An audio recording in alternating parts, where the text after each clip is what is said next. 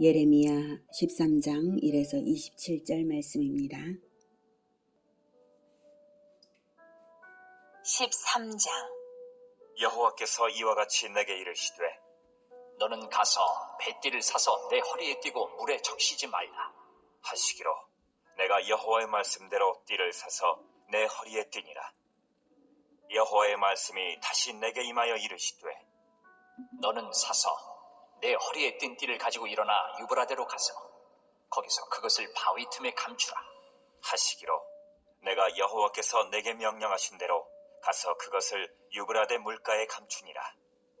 여러 날 후에 여호와께서 내게 이르시되 일어나 유브라데로 가서 내가 내게 명령하여 거기 감추게 한 띠를 가져오라 하시기로 내가 유브라데로 가서 그 감추었던 곳을 파고 띠를 가져오니 띠가 썩어서 쓸 수 없게 되었더라. 사랑하는 형제 여러분, 4월 19일 수요일 새벽 묵상에 오신 것을 환영합니다. 12장까지는 예레미야의 제4설교였습니다.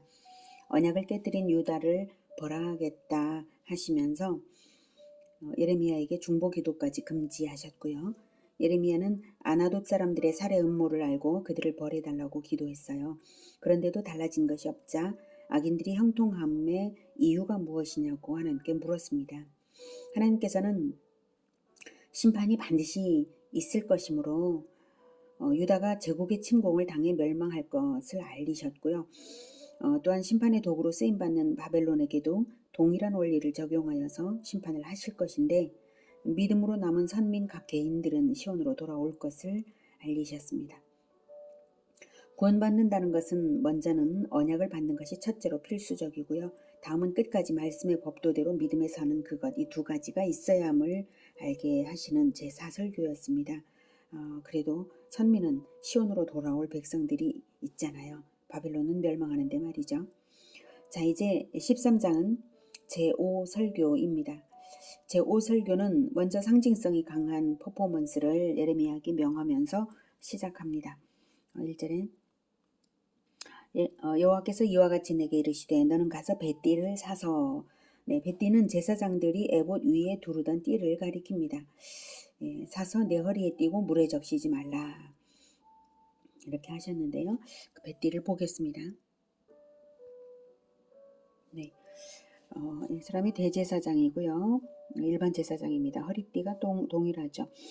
일반 제사장은 하얀 이 옷만 입었는데 이 허리띠는 대제사장만 입는 이 에봇, 조끼 모양의 이 에봇과 같은 색깔과 무늬 같은 재질로 되어 있는 것이 바로 이 띠입니다. 이 띠와 동일한 것을 일반 제사장도 띠를 두르고 있습니다. 그래서 에봇이 없이 하얀 옷만 입었지만 허리띠 하나가 일반 제사장은 허리띠 하나가 대제사장의 에봇과 동일하죠. 이 허리띠로서 대제사장적 사명과 권세를 공유함을 나타내고 있는 그런 영광스러운 것이 바로 이 허리띠입니다. 이 허리띠는 그래서 일반 제사장의 의복에서 가장 영광스러운 구성 부분이죠. 하나님께서는 띠를 사서 허리에 두르라. 이 퍼포먼스를 주시는 이유는 8절부터 풀어주시는데요. 그 의미를 풀어주시는데요. 잠시 후에 더 이제 보면 11절을 보면 이 띠는 이스라엘을 의미합니다. 거룩하고 영화로운 제사장 나라로 부름받은 이스라엘을 상징하는 것이 바로 뱃띠입니다. 뱃띠를 사서 띠게 하셨습니다. 사서. 이스라엘을 얻으시는 데에 하나님께서 대가 지불을 하셨다는 뜻입니다. 이스라엘을 선민으로 부르시는 데에 그저 부르시는 것이 아니라 죄인인 야곱 자손들을 어린 양의 피로 사셔서 언약 맺으셨지 않습니까? 어린 양. 바로 그리스도의 보혈로 사신 거예요. 그리스도의 보혈을 담보로 해서 언약 관계 맺으셨으므로 아들의 피로 이스라엘을 사신 것입니다. 그래서 얼마나 애지중지하겠습니까, 하나님께서. 그래서 물에도 적시지 말라 하셨어요. 물에도 적시지 말라. 죄로 오염된 세상에 노출시키지 말라는 뜻입니다. 방주 안에서 살아갈 때에 방주 밖에 죽음의 물에서 분리되듯이 말입니다. 요한계시록 12장 15절에서도 이렇게 말합니다. 여자의 뒤에서 뱀이 그 입으로 물을 강같이 토하여 여자를 물에 떠내려가게 하려 하되, 이렇게 상징이 되었어요. 그만큼 하나님의 뜻은 이스라엘을 자랑스러워하셨고 세상과 구별하시는 목적이 있으셨습니다. 그런데 이제 둘째 명령에서는요, 유브라데로 가서, 유브라데로 다시 가서 거기서 바위 틈에 감추라 하셨고요.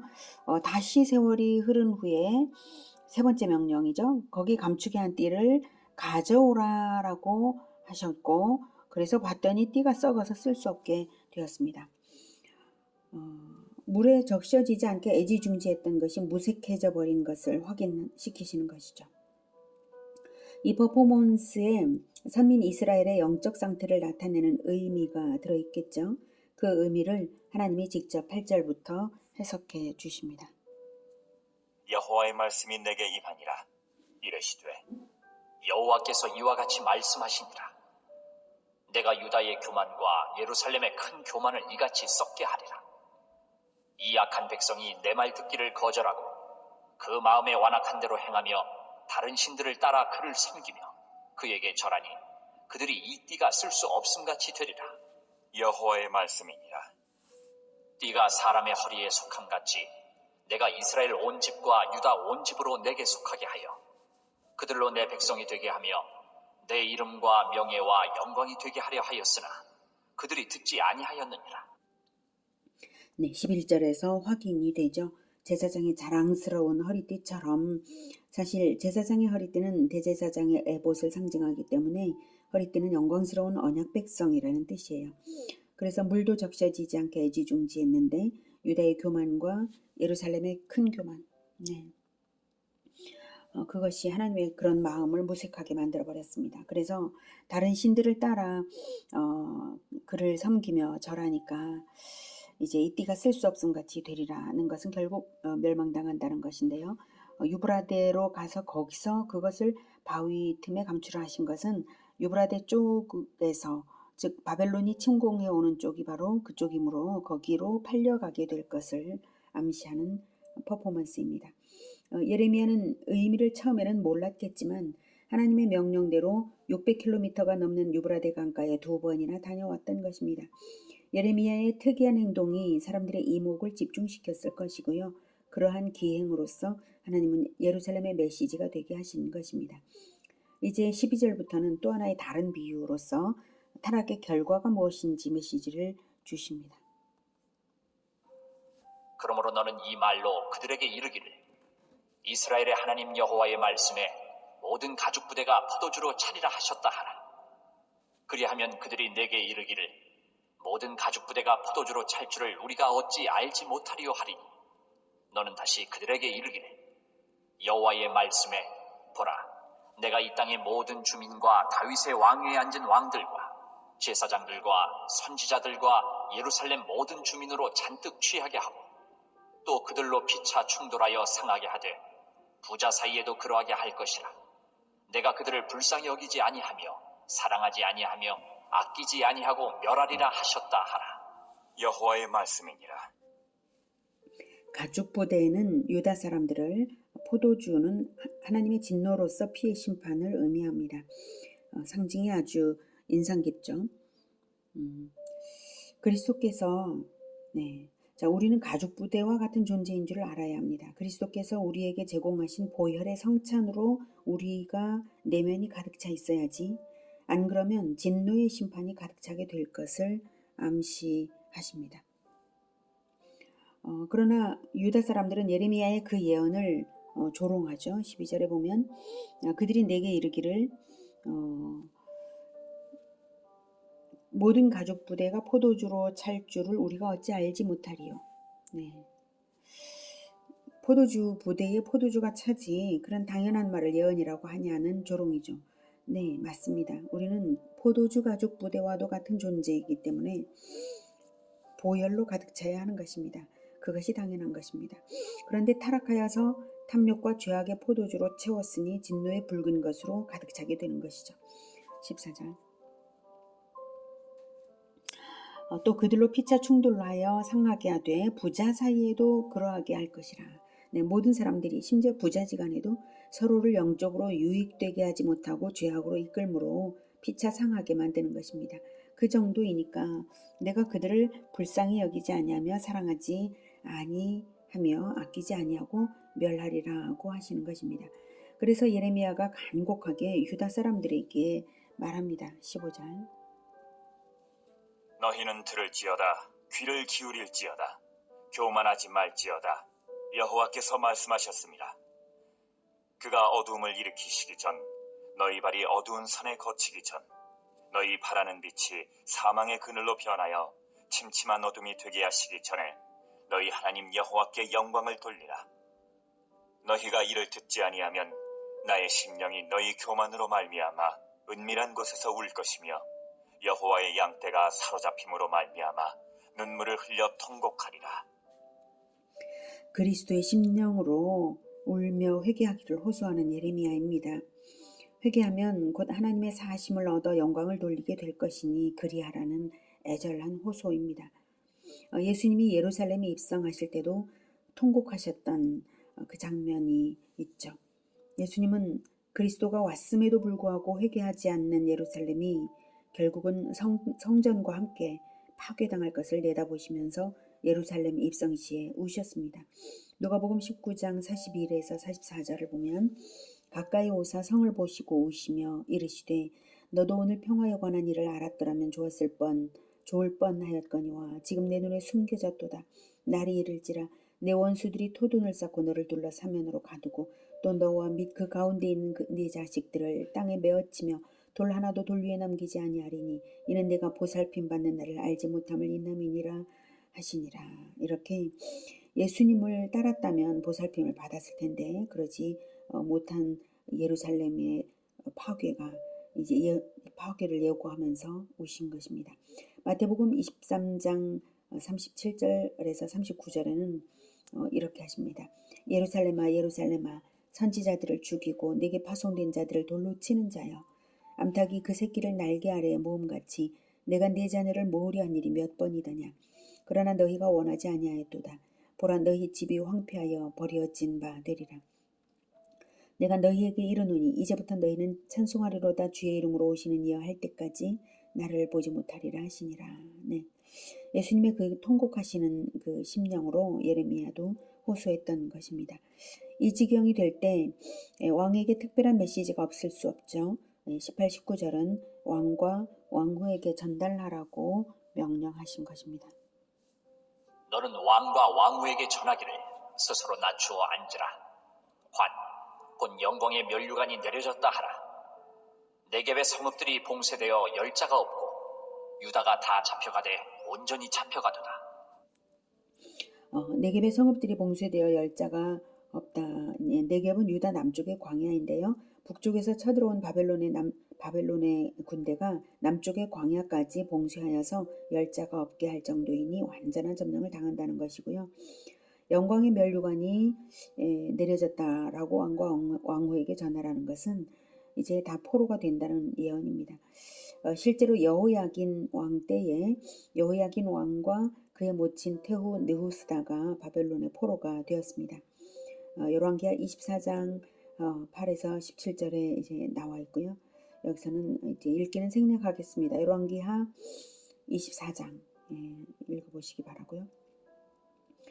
자, 그러므로 본장의 예언을 한 시기는 여호야긴의 아버지 여호야김 통치 말기에 선포되었을 것으로 봅니다. 이러한 일을 당할 때에 유다의 왕은 왜 자기에게 이런 일이 닥치는지 이해할 수 없어 하고 원망할 것이기에 하나님께서 미리 그 대답까지 주신 것이 20절부터입니다. 너는 눈을 들어 북방에서 오는 자들을 보라. 내게 맡겼던 양떼, 내 아름다운 양떼는 어디 있느냐? 너희의 친구 삼았던 자를 그가 내 위에 우두머리로 세우실 때에 내가 무슨 말을 하겠느냐? 내가 고통에 사로잡힘이 산고를 겪는 여인 같지 않겠느냐? 내가 마음으로 이르기를 어찌하여 이런 일이 내게 닥쳤는고 하겠으나 내 죄악이 크므로 내 치마가 들리고 내 발뒤꿈치가 상함이니라. 구수인이 그의 피부를 표범이 그의 반점을 변하게 할 수 있느냐?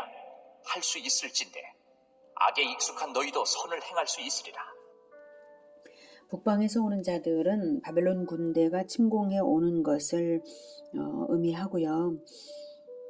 양의 주인들이 목자들에게 양떼를 맡겨서 양을 치게 하듯이 하나님이 백성을 지도자들에게 맡기셨는데 그 백성을 다 바벨론 군대에 빼앗기도록 이제 하신 것입니다. 유다 지도층의 죄악이 너무 뿌리 깊었기 때문이라고 하십니다. 21절에 너의 친구 삼았던 자를 내 위에 우두머리로 세우신다고 하셨는데 바벨론을 유다가 한때 동맹국으로 했었던 것을 지적하신 말씀이고요. 내 위에 우두머리로 세우실 때 바벨론의 지배를 받게 하신 것이 하나님께서 하신 일임을 알게 하시는 것이죠. 그런데도 여전히 자기에게 그런 심판이 닥친 이유를 알지 못하겠다는 유다입니다. 영적인 질병이 너무 뿌리 깊이 고질화되어 버린 상태입니다. 그래서 23절에 구스인이 그의 표범이 그의 반점을 변하게 할 수 없음 같이 유다가 선을 행하는 것이 불가능한 지경이 되었으므로 심판이 시행될 수밖에 없었다고 하십니다. 24절. 그러므로 내가 그들을 사막 바람에 불려가는 건불같이 흩으리로다. 여호와의 말씀이니라. 이는 내 몫이요 내가 헤아려 정하여 내게 준 분깃이니 내가 나를 잊어버리고 거짓을 신뢰하는 까닭이라. 그러므로 내가 내 치마를 내 얼굴에까지 들쳐서 내 수치를 드러내리라. 내가 너의 간음과 사악한 소리와 들의 작은 산 위에서 내가 행한 음란과 음행과 가증한 것을 보았노라. 화 있을진저 예루살렘이여 내가 얼마나 오랜 후에야 정결하게 되겠느냐 하시니라. 바벨론에게 멸망당함을 이는 내 몫이요 내가 헤아려 정하여 준 분깃이라고 말씀을 하십니다. 네, 내가 헤아려 정하여 준 분깃이다. 죄악의 크기만큼 멸망의 정도를 헤아려 정하여 주셨다고 하십니다. 응분의 봉인 것입니다. 네가 얼마나 오랜 후에야 마지막에 네가 얼마나 오랜 후에야 정결하게 되겠느냐. 바벨론 포수 70년이나 필요한 이유가 고질화된 죄악에 합당하게 또한 정결해지는 데까지 걸리는 시간이 그만큼 필요함을 하나님은 아시고 그것을 내리신 것입니다. 하나님이신들 70년이 짧겠습니까? 하나님이야말로 선민이 정결해지기를 간절히 기다리심으로 하루를 천년을 하루같이 기다리시는 하나님이시므로 그 기간이 짧아지기를 간절히 원하시겠지만 유다의 고질병이 너무 뿌리 깊어서 70년의 세월이 흘러 세대가 교체되어야만 정결해질 것이고 거짓을 신뢰하지 않고 오직 하나님만 신뢰하게 되는 그 정도까지 연단의 기간이 그 정도였기 때문입니다. 오늘은 두 가지 비유, 썩은 뱃띠의 비유와 포도주 가족 부대의 비유를 통해서 열방 가운데서 거룩히 구별하여 애지중지하시며 제사장 나라로 삼았으나 오히려 타락하여 쓸모없게 된 유다를 심판하시는 것을 보았습니다.